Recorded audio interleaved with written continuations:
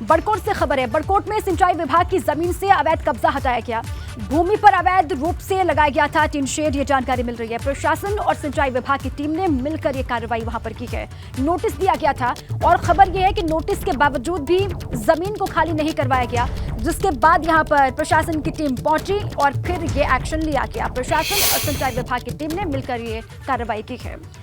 अब आगे बढ़ते हैं। चारधाम यात्रा चल रही है और तीर्थ यात्रियों की भीड़ इस कदर है कि हरिद्वार और ऋषिकेश में आए दिन जाम की स्थिति बन रही है। जाम की वजह से आम लोगों को काफी परेशानी का सामना भी करना पड़ रहा है। खासकर वीकेंड में कुछ ज्यादा ही अब जाम यहां पर लग रहा है। शनिवार और रविवार को हरिद्वार से लेकर ऋषिकेश तक जगह जगह जाम की स्थिति बनी रही। लोगों का कहना यह है कि सरकार इसके समाधान का कोई रास्ता निकाल नहीं पा रही है। पैदल चलना भी बहुत मुश्किल हो गया, यहाँ पर जाम बहुत ज़्यादा है और हर चौराहे पे तो जाम है और सैटरडे संडे तो बहुत ही ज़्यादा है। पैदल भी चल सकते नहीं हम, इतना जाम लग जाता है। सरकार को कुछ करना चाहिए। दूसरी बात फिर राफ्टिंग वाले जो आते हैं इनकी वजह से ज़्यादा जाम हो जाता है।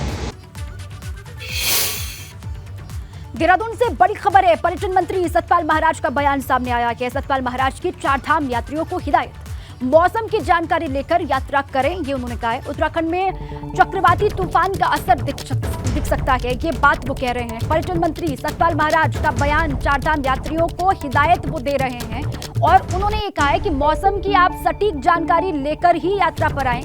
उत्तराखंड में चक्रवाती तूफान का असर दिख सकता है, ये बयान उन्होंने दिया है।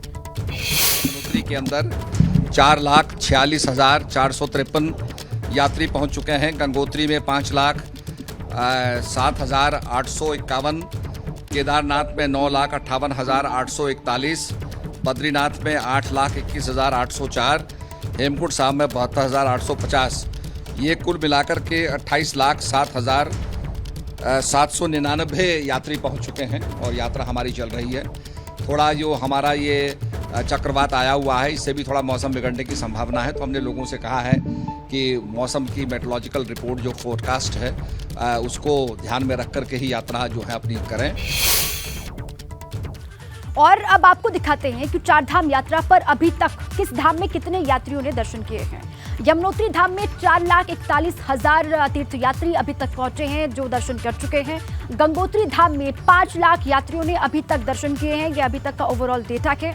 केदारनाथ धाम में 9,45,000 यात्री पहुंचे हैं, अभी तक का यह आंकड़ा। और बद्रीनाथ धाम में 8,46,000 यात्रियों ने दर्शन किए हैं। सबसे ज्यादा केदार धाम में 9,45,000, उसके बाद बद्री धाम में 8,46,000 यात्रियों ने दर्शन किए, जबकि हेमकुंड साहिब में 7 लाख यात्री अभी तक दर्शन कर चुके हैं। गंगोत्री धाम में 5 लाख यात्रियों ने दर्शन किए। इसके अलावा यमुनोत्री धाम में 4,41,000 यात्री अभी तक पहुंचे हैं। केदारनाथ धाम की यात्रा पर तीर्थयात्रियों का हुजूम इस कदर उमड़ रहा है कि पंजीकरण 20 जून तक के लिए फुल है। केदारनाथ धाम में तीर्थयात्रियों की भीड़ को कंट्रोल करने के लिए यह फैसला लिया गया है। उधर केदारनाथ धाम में तीर्थयात्रियों की संख्या 9,30,000 के पार हो गई है। बाबा शिव का धाम केदारनाथ, जिसके प्रति देश के करोड़ों तीर्थयात्रियों में अटूट आस्था है।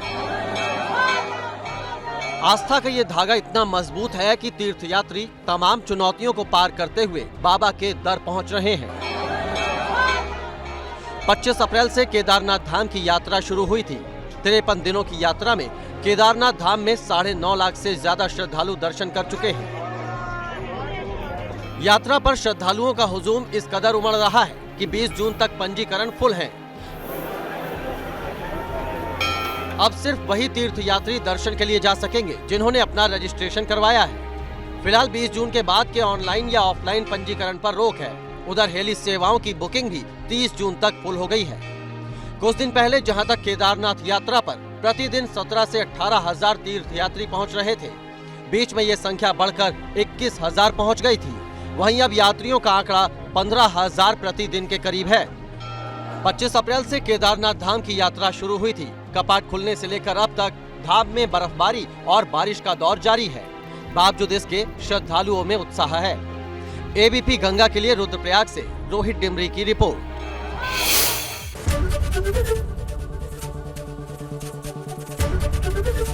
एबीपी गंगा, खबर आपकी, जुबान आपकी।